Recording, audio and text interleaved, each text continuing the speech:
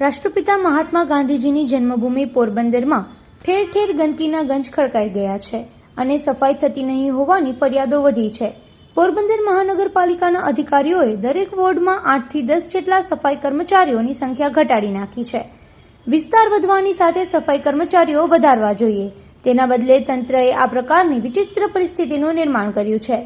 તેના કારણે શહેરભરમાંથી ગંદકીની ફરિયાદો વધી છે। મનપાની કચેરી સામે જ ઉડતી ગંદકીના આ દ્રશ્યો તંત્ર માટે તમાચારૂપ છે। તેથી પોરબંદરમાં વધુ માત્રામાં સફાઈ કર્મચારીઓની નિમણૂક કરીને શહેરને સુંદર બનાવવા માટે નક્કર પ્રયત્નો કરવા જરૂરી બન્યા છે। ગાંધીભૂમિ પોરબંદર મહાનગરપાલિકા બન્યું ત્યારથી ગંદકીની સમસ્યા વધી રહી છે। પોરબંદર મહાનગરપાલિકાના સત્તાધીશોએ દરેક વોર્ડમાં સફાઈ કર્મચારીઓની સંખ્યા ઘટાડી નાખી છે। જ્યારે વિસ્તાર વધ્યો હોય ત્યારે સફાઈ કર્મચારીઓ વધારવા જોઈએ, તેના બદલે તંત્રના અણાવડત ધરાવતા અધિકારીઓએ આ પ્રકારની પરિસ્થિતિનું નિર્માણ કર્યું છે અને તેના કારણે શહેરમાં ઠેર ઠેર ગંદકી ખદબદી રહી છે। અનેક જગ્યાએ સફાઈ કર્મચારીઓ એવું જણાવી રહ્યા છે કે અમારાથી ક્યાંય પહોંચાતું નથી।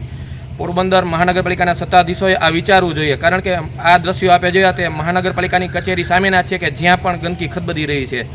પોરબંદરમાં મનપાની કચેરી સામે જો આ હાલત હોય તો શહેરના જુદા જુદા વિસ્તારોમાં શું પરિસ્થિતિ હશે? ત્યારે સરકારી બાબુએ પોતાનું સરકારીકરણ છોડી અને શહેરને ખરા અર્થમાં ગાંધીભૂમિ બનાવવી જોઈએ અને સ્વચ્છતાના સિદ્ધાંતને આત્મસાત કરવા માટે માત્ર ફોટો સેશન નહીં પરંતુ વ્યવસ્થિત સાફ સફાઈ કરવી જોઈએ અને જરૂર જણાય ત્યાં વધારે સફાઈ કર્મચારીઓની કોન્ટ્રાક્ટ બેઝ પર ભરતી કરીને પણ શહેરને સ્વચ્છ રાખવા માટે પ્રયત્નો કરવા જોઈએ, તો જ ખરા અર્થમાં ગાંધી બાપુને શ્રદ્ધાંજલિ અર્પણ કરી ગણાશે। પોરબંદર રાજકાલ જિજ્ઞેશ પોપટ।